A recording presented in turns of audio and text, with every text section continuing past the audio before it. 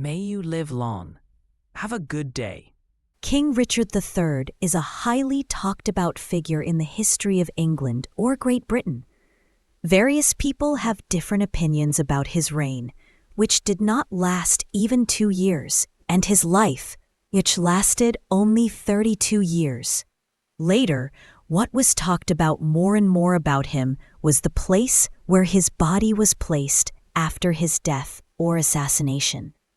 Due to a number of reasons, such as false information, false beliefs, and oversights, the place where his body was laid became the greatest mystery in the history of England. Even as the 21st century dawned, there were many different opinions about this place. All of them became resolved with the extremely unexpected discovery of his skeleton buried under a car park in Leicester, England. How was his body found in this way? How was it confirmed that this body was his using 500 years of historical evidence and DNA technology? Today, we are going to tell you this story. We invite you to stay with Platinum Think until the end of this special vid.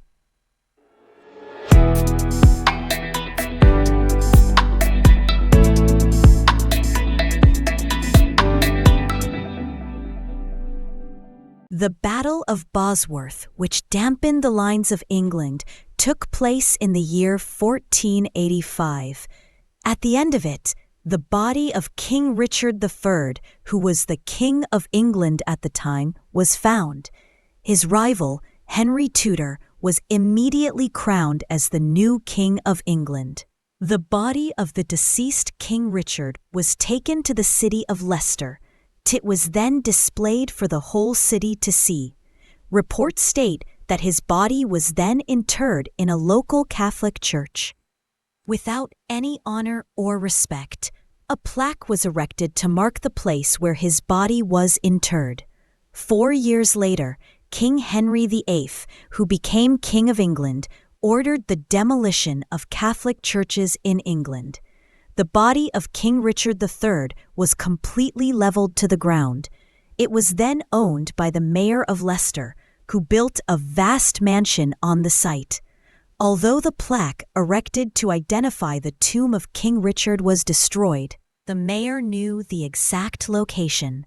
Therefore, he re-erected a plaque there. However, everything turned upside down with the report published in 1911. The historian who wrote the report, John Speed, stated that when the church was destroyed, an agitated group opened the tomb of King Richard, removed his body, and buried it near the nearby Bow Bridge.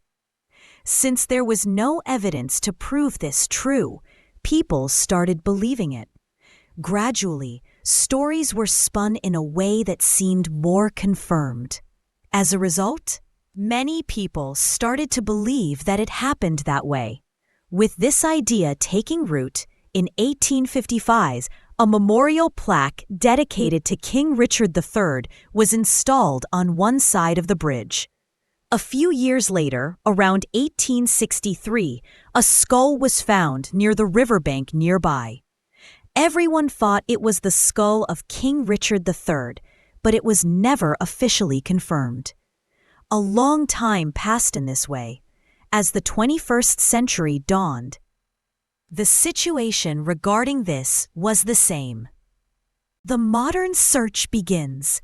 So, by now, the mansion that was built on the place where the body of King Richard III was actually interred was completely destroyed, and many buildings had been built on top of it. Meanwhile, in the early part of the first decade of the 21st century, members of a society formed for King Richard III began their search to find his body.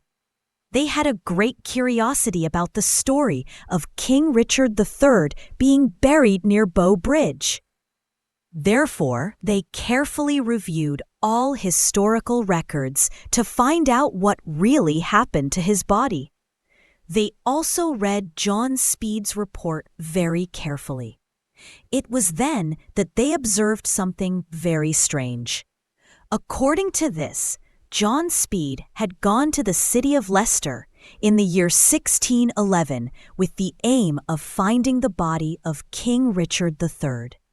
At that time, he also hoped to create a detailed map of the city of Leicester. When he went to the place where the body of King Richard was said to be interred, all he found was a piece of land covered. The members of the Richard III Society carefully examined the maps he had drawn. In the meantime, they realized that Speed had drawn it in the wrong place. He had confused two churches. Accordingly, he went to a location where the wrong church was located to search for the tomb of King Richard. If he had gone to the right place, he would have easily been able to identify the mayor's mansion and the tomb of King Richard III marked by him. Because he was unable to find the tomb of King Richard, he decided to fabricate the story that the body of King Richard was reinterred near Bow Bridge, mixing it with another similar story. After this discovery, the members of the Richard III Society realized that the body of King Richard was still in the place where it was originally interred. Accordingly, they went to the original location, the land where the Greyfriars Church was located. But by now, that land was covered with large buildings, so finding the tomb of King Richard was a huge challenge. The discovery and confirmation. They received official permission to start the excavations in 2012. They only had the financial resources to conduct excavations in a part of this car park. Therefore, it had to be done very carefully. According to historical records, King Richard was interred inside the church. Since churches at that time were usually built from east to west, they decided to conduct excavations on this land along 3 lines following that pattern.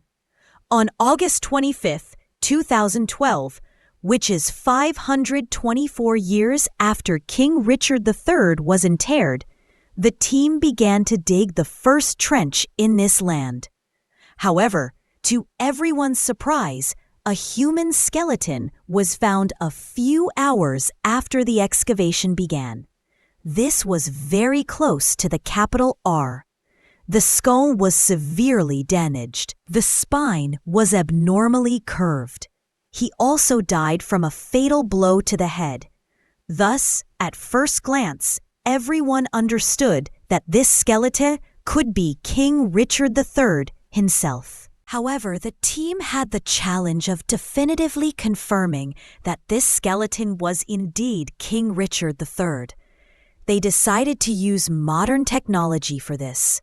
One method was to take DNA from the skull and compare it with the current relatives of King Richard to see if it was correct. The more successful method was to compare mitochondrial DNA. However, this type of DNA is inherited only from the mother's side. Therefore, in order to obtain successful results, it was imperative that the current generation had an unbroken lineage from King Richard's mother's side.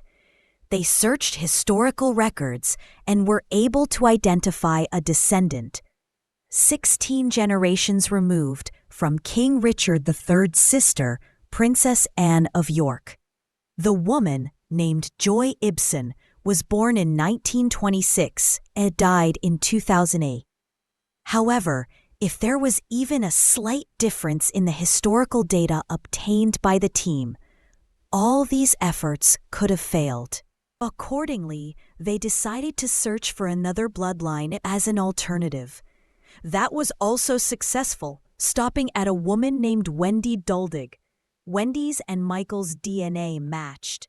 Therefore, it was confirmed that both of them were directly related to King Richard III's mother.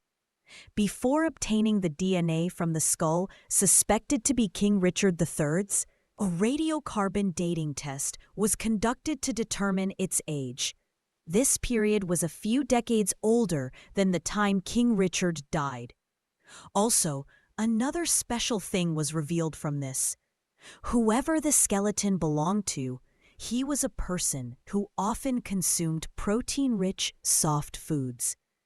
In such a situation, the radiocarbon decay of a person's body can change slightly. According to historical records, King Richard III died in 1485. This information matched well. Also, the mitochondrial DNA obtained matched well with Michael Ibsen's DNA. Accordingly, it was confirmed that this skeleton was none other than King Richard III, putting an end to a great mystery. So Platinum Think says goodbye to you for today. Have a good day.